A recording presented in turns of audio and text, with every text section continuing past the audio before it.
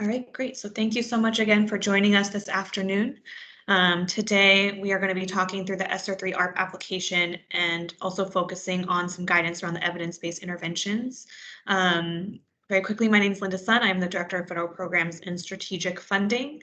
And we would also really appreciate if you could introduce yourselves through the chat, your name and which LEA you're with, so we know that who has joined us today for our webinar.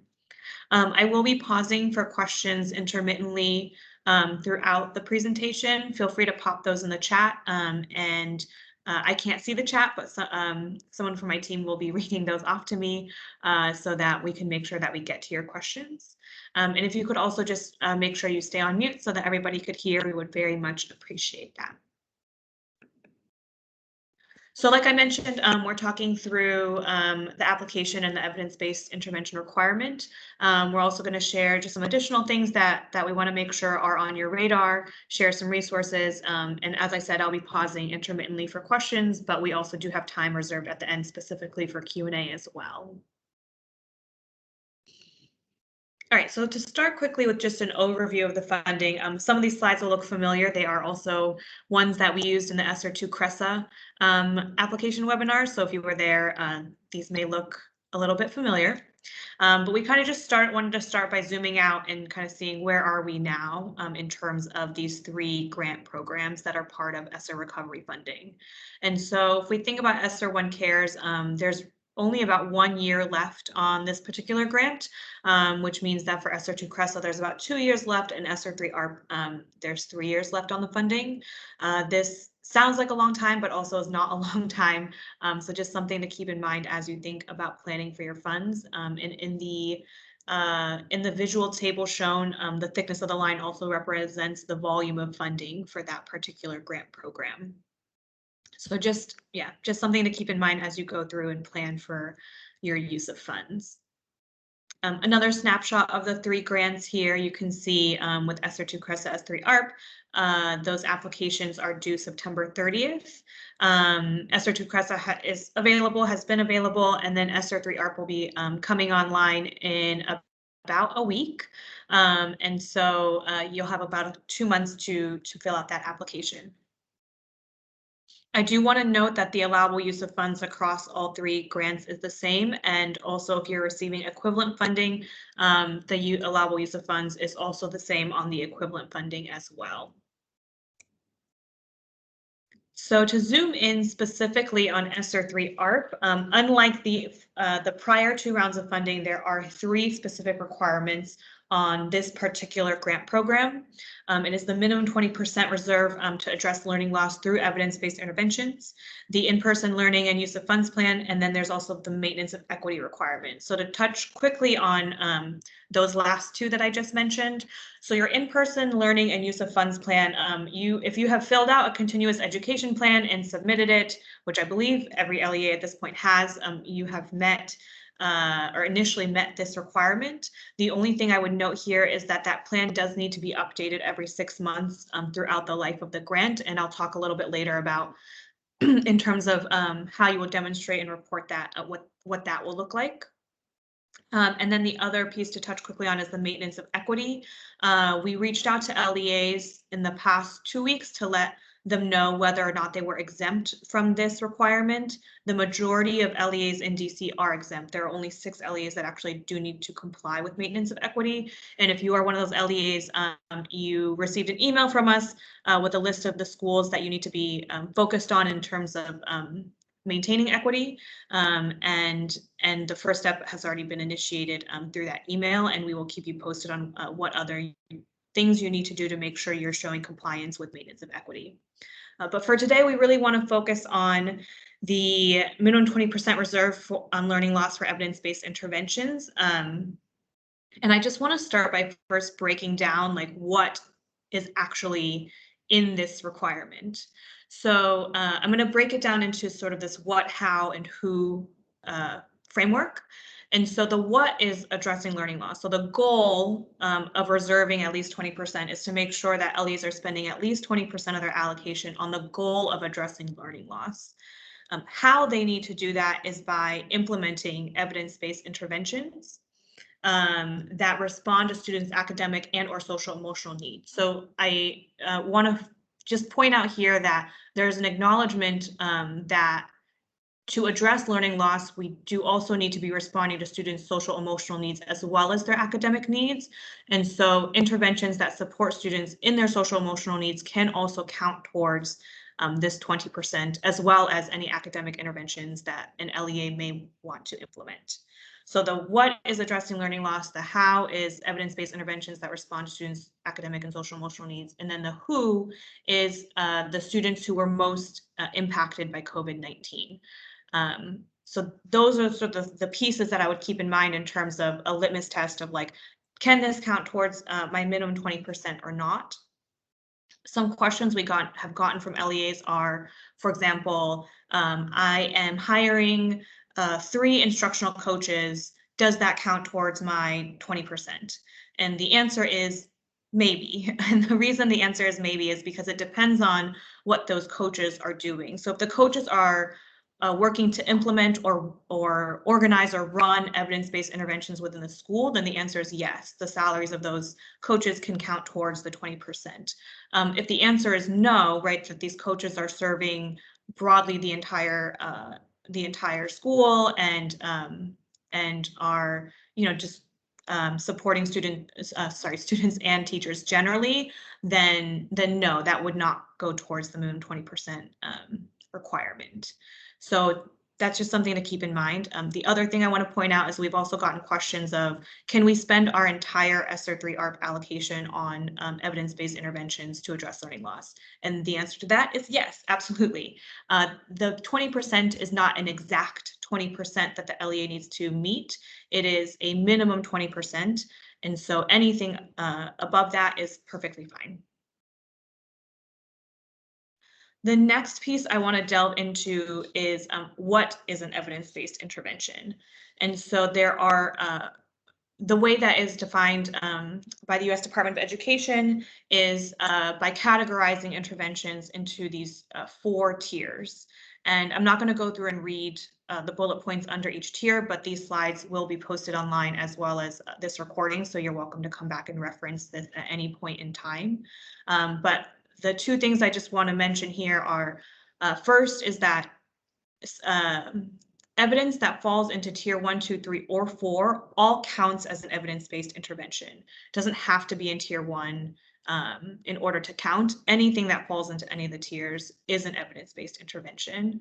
And if we look at the range of tier 1 to tier 4, tier 1 is considered the strongest evidence, right? So this is a research study that would have a large sample size. The sample size would allow it to be a randomly controlled trial.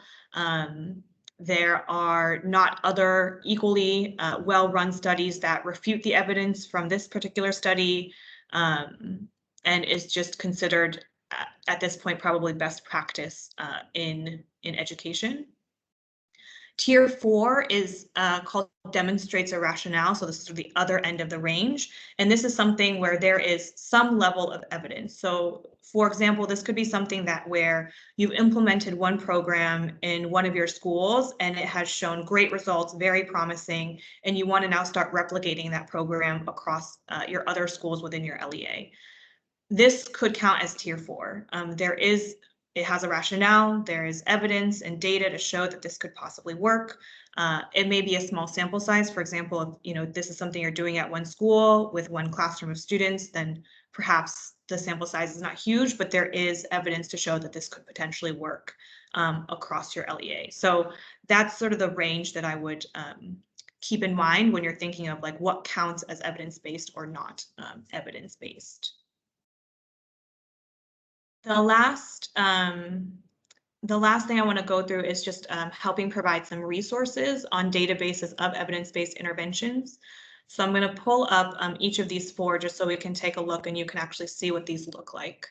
So the first is the What Works Clearinghouse. You can see here the different categories, so you can kind of pick and choose what you think would be most relevant or what you're looking for. I'll just go into English learners. And then you can see here, there's a list of types of interventions. If you click on one, so peer tutoring and response groups, you can see this was used at elementary school. Here are the studies that meet the standard. It has a strong effectiveness rating. You can see here, they define effectiveness rating for you if you click right there on the little I.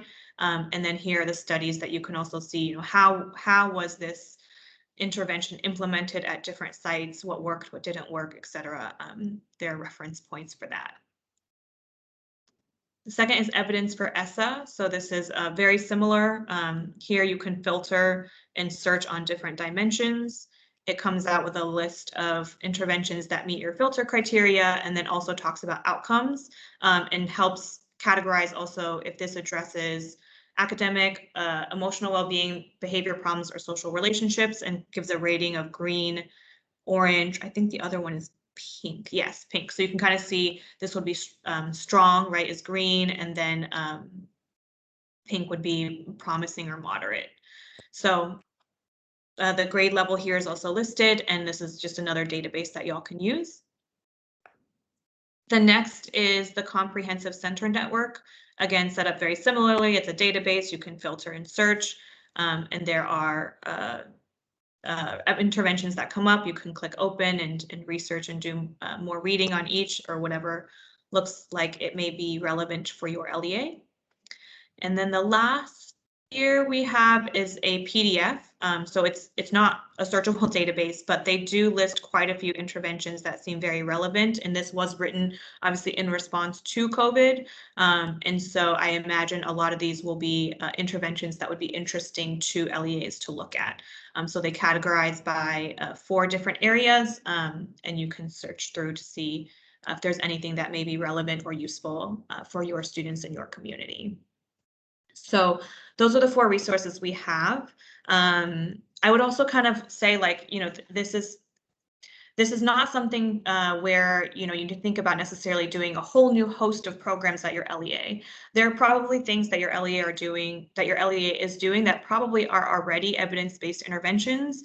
And so in that case, like, it's not a this is not trying to say you have to do a whole host of new programs, right? You can look at what you're already doing, see if it's evidence-based. It may help you tweak what you're doing or think through a different implementation plan based on evidence and studies that show what, how this intervention could be best implemented, and just tweak based on that, as opposed to thinking of like a whole new set of things that you need to do. So I do just want to put that out there. So folks don't think they have to introduce a whole new host of programs through this funding. Obviously, you're welcome to do that if that is something that your LE is interested in doing, but that is not what this requirement is trying to say. I'm going to pause here for a second. Yasmin, do we have any questions in the chat? We don't have anything yet. Okay, cool. All right, so moving forward, let's look at the actual application itself. So first, the application timeline, July 30th to September 30th. We are aiming to get your applications turned around in about 4 weeks, kind of depending on the length and complexity of any LEA's individual application. I would also note that if we do get all the applications on September 30th, it will also be difficult for us to stick to that timeline. And so, whenever you're ready to submit, we are ready to receive and review. And so if you can get it in before that, most likely you could also get a quicker response from us as well. The next thing I want to mention is the different supports you have. So like we talked about in the last webinar, every LEA is assigned to one OSSI grant manager to support them on all of their ESSER grants. We did have a new grant manager join the team, and so a couple of the LEAs did get shuffled. But if that did happen to you, know that the person you're with now is your person for the remainder of the grants. And then I also wanted to note we are opening office hours. They're starting on, I believe it is August 2nd, if I'm not mistaken. But whatever the Tuesday is, they will be every Tuesday from 10 to 10:40. And there will be a note in the upcoming newsletter about how to log in for those office hours in case you have questions. The next is in the appendix of this presentation, which again will be posted online. There is a screenshot by screenshot set of directions of how to navigate through the application. And then also similar to how we did with ESSER to CRESA, we have an Excel version of the application of the ESSER 3 ARP application as well. That's available upon request. Just email us and we'll send you the one that is specific to your LEA. We know that EGMS is not always the easiest tool to navigate, and that it may be easier to have an Excel document to fill out first. It also may facilitate collaboration within your LEA if multiple people are working on the application together. The Excel may be just an easier way to do that. So we're happy to provide that if that is helpful and useful to you. Next, this should look very familiar, hopefully. This is also something we did in our ESSER to CRESA application, these spending priorities. So instead of the very long narratives around how you're spending all of your funds, you will simply be telling through these categories how you are spending your ESSER 3 ARP funds. And so again, similar to the ESSER 2 application, you'll have these questions around in each of these 3 categories, and you just check off what it is that you are spending your funds on. There's also other use of funds, so anything that doesn't fall into these 3 categories, if there's something else, you're welcome to click into other use of funds. You will have to describe and write a brief narrative if you do choose to do that. However, that option is there in case there's something in the existing categories that just does not apply to what you are trying to do for your LEA. The other thing I want to note around the other is we also want to acknowledge that ESSER 3 ARP, similar to ESSER 2 CRESA, is a multi-year grant. It's a lot of money to be making decisions around, and you may not know how you want to use all of your funds yet. And so if that is the case, there is also an option through sort of the other codes within the application to mark funds as a save for later. So, you know, if you have $100,000 and you want to save 20,000 of it as carry forward or carry over for upcoming years, there's a way to mark that in your application. Just work with your grant manager and they can walk you through that. All right, the next piece of the application is focused specifically on the reservation for evidence-based interventions, which we just spent some time talking about. So there is a form. It is already posted online, so you can I'm actually going to pull up the form itself. It is here on our website. So if you scroll, it's right here, ESSER 3 ARP application evidence-based interventions form. This is something you'll complete as a PDF. You can download it from the website and then upload into your EGMS application.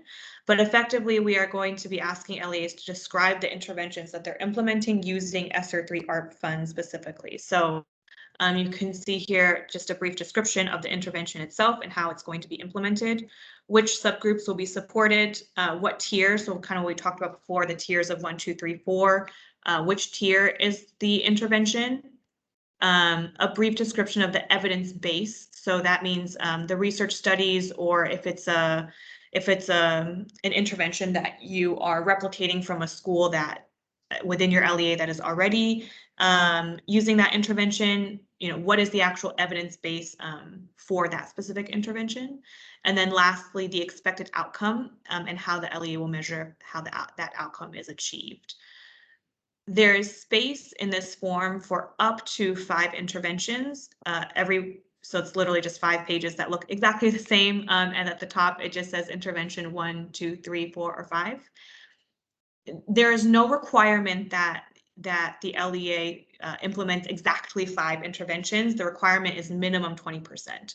So that 20, if you're spending exactly 20% of your allocation on one intervention, then you would just fill out intervention number 1. If at your LEA you are spending 50% and that is going towards 3 interventions, you would fill out for 3. If your LEA is very ambitious and is spending all of your ESSER 3 ARP funds on evidence-based interventions and that is more than 5, then you would just pick the 5 primary ones and list those, and then the other ones you don't need to fill out anything for. So the 5 is just a general guess of that we had around, most likely that would capture the number of interventions that most LEAs would be implementing. But if you're doing more than that, not a problem. If you're doing less than that, then there is space in the form for that. So once, let me make sure I'm getting back. Okay, so once the form has been completed, again, there's a specific tab in the EGMS application where you would upload that form. And I also just want to note, we'll get there a little bit later, but you'll need to identify in your budget which line items align to which interventions. And we'll look at that in a second. The next is indicating how much of your total allocation is going to go towards this reservation. So you would only fill out the amount going towards the reservation, the remaining funds, and the rest of the boxes in EGMS will automatically fill out. All right, so next, the return to in-person and use of funds plan. So the plan itself has already been submitted through via your CEP, so we are not asking to see that again through the application, though you're more than welcome to pull language from your CEP to answer other narrative portions of this application. But we're asking for, if you remember, one of the requirements is that the plan needs to be publicly posted. And so what we're asking is that the LEA share the link for their 2020-2021 CEP, and then also the link for the 21-22 CEP. If for whatever reason, when the LEA is submitting the application, it hasn't been yet publicly posted, which is possible, then we just ask that you share the date in which you plan to post the plan publicly. And then there will be a narrative to describe how you engaged your stakeholders in developing your current CEP plan. So the one that was submitted this summer, how the LEA did stakeholder engagement for that CEP. The next one is around facilities costs. So this is the whole construction piece. And so this is only required if you're planning to do some type of construction or capital project. It is not required if you are not doing that. So if, for example, you are spending your entire ESSER 3 ARP allocation on salaries for various staffing positions, you do not need to fill out this tab. Only if you're doing construction. And we have a webinar posted already that we did about construction that kind of walks through that process in more detail. But again, this tab only required if you're doing that. All right, so the budget piece. I mentioned earlier you'd have to indicate if a line item related to an evidence-based intervention, you'd have to mark that. So that would be in this column here. It's a drop down.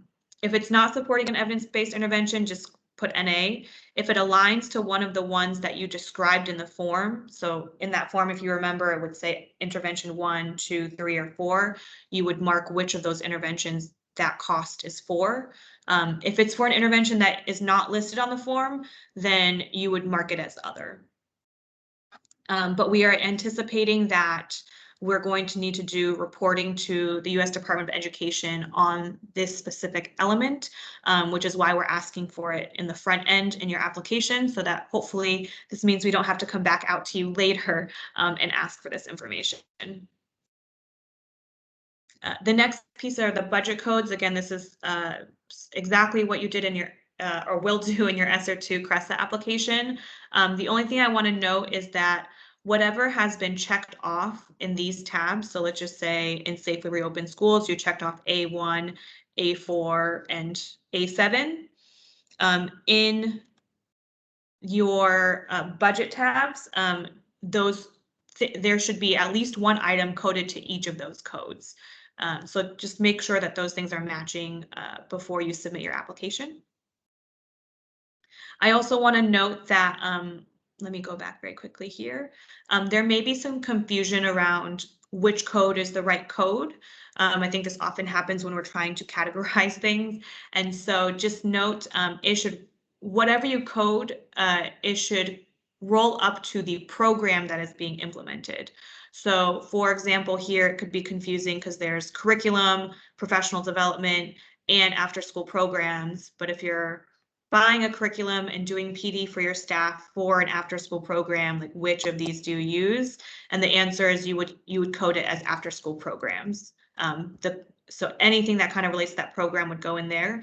If you're implementing, for example, a curriculum across your school, so let's just say you're like, we just need a new 5th grade math curriculum. We know the one we have on hand right now is not going to cut it.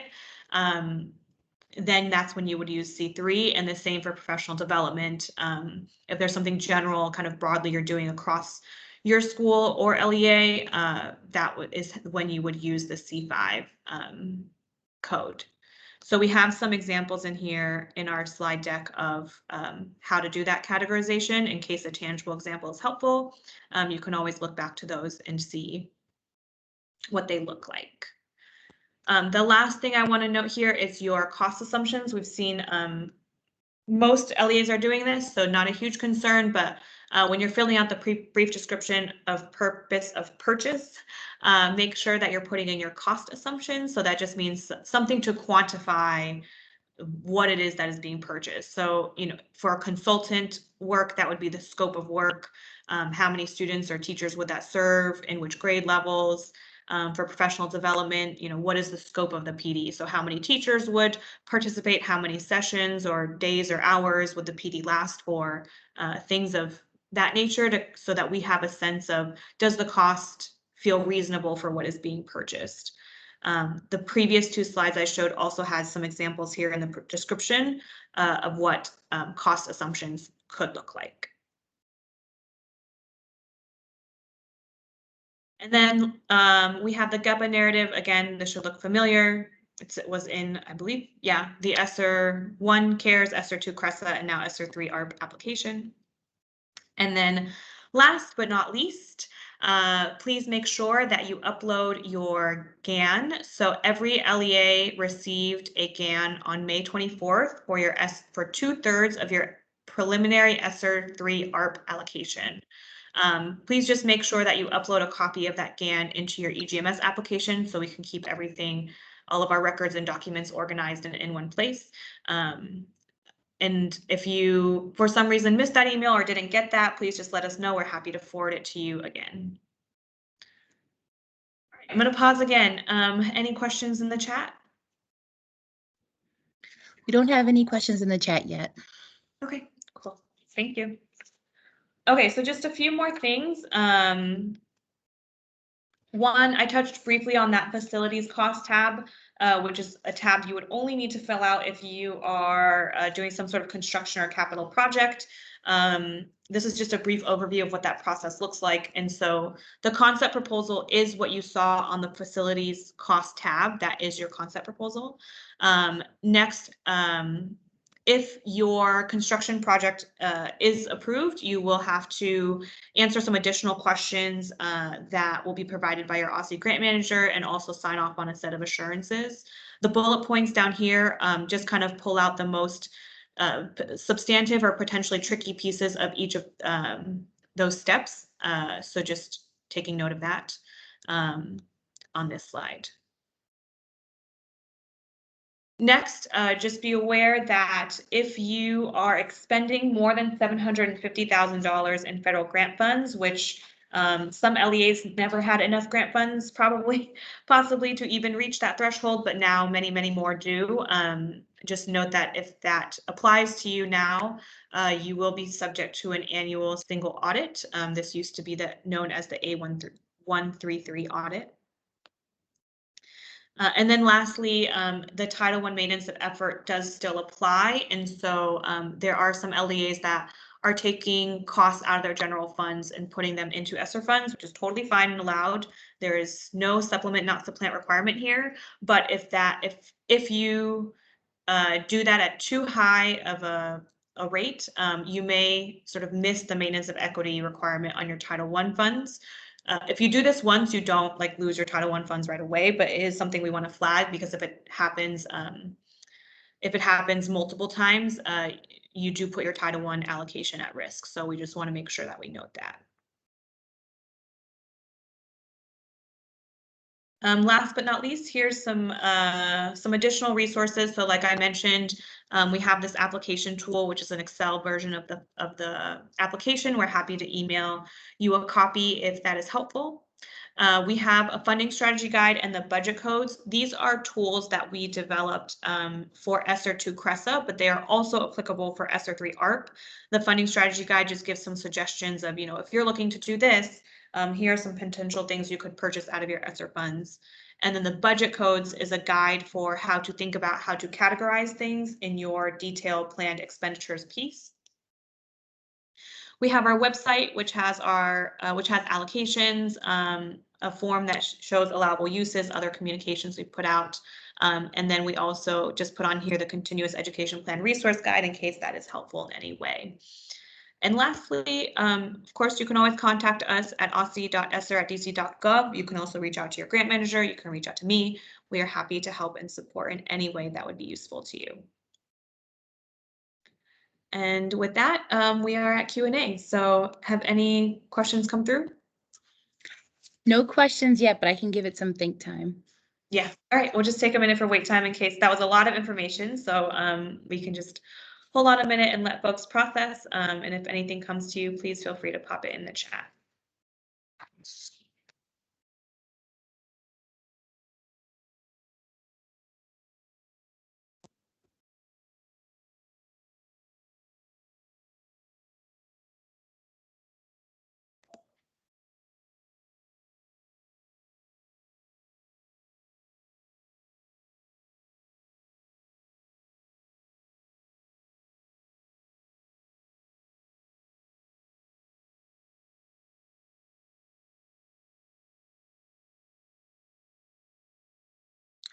So we have a question.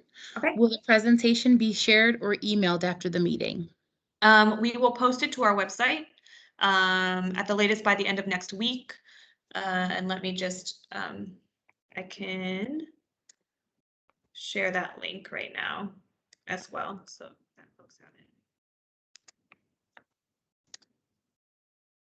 So it'll be both the recording as well as the slides.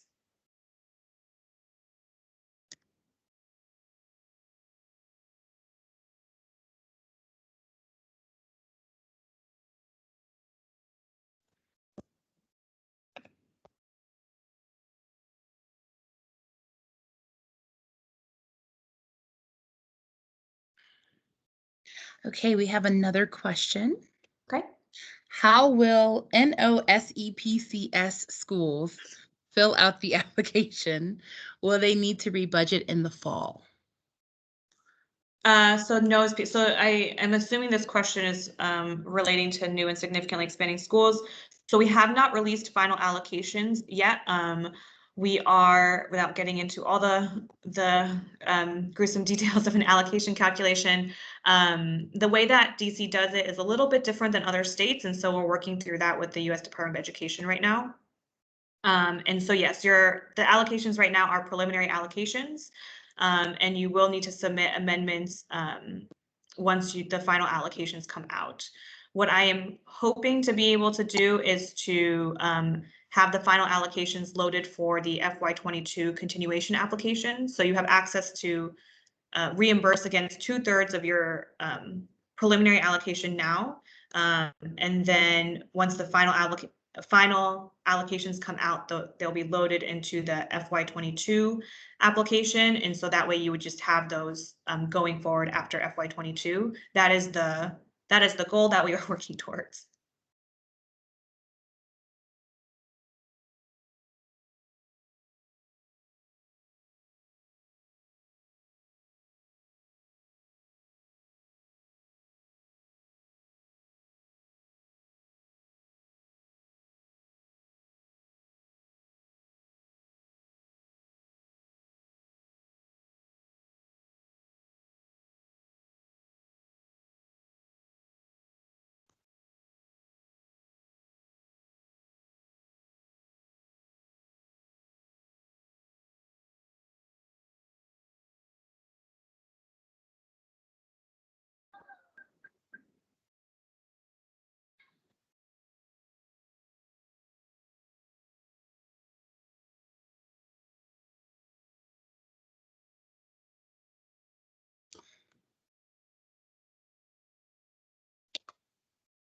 Anything else coming through?